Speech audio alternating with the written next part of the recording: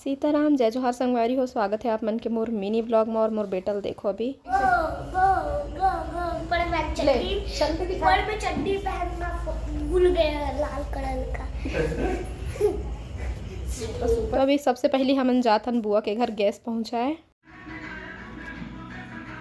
तो अभी आगे हमें यहाँ पार्लर दिन भर टाइम नहीं मिली से, अभी रात के टाइम हो चुके हैं। और बाद फिर मैं हाँ गए हूँ घर। फिर आप मन से सीधा मैं सुबह के टाइम मिला था, जो कि जीतू हम बोले है कि तहाँ सुबह ही चिंटू के स्कूल टाइम में चल देवे घर, इसे करके। तो चिंटू के एग्ज़ाम चला थे तो स्कूल छोड़े हूँ अभी।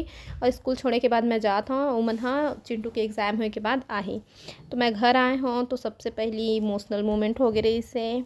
और फिर मोर भाभी है मोला नारियल पानी बोलता हूँ, नींबू पानी बना के दे से, जिनमा नींबू के पता नहीं रही से, शक्कर बस रही से। जितना नींबू बच गए रही से ना वो सब लती बार पूजा में लगते ना, तो ओमा दे दिए रही से। तो इतनी बार नानू मन हाँ निकला थे जेमारा विसर्जन करे जाए पर। तो अभी घर में 4 साल हो गए जेमारा बुआ, तभी सास मन के बाद अब नया पीढ़ी मन हाँ अब जगह ले से उखर के कहे जाए। तो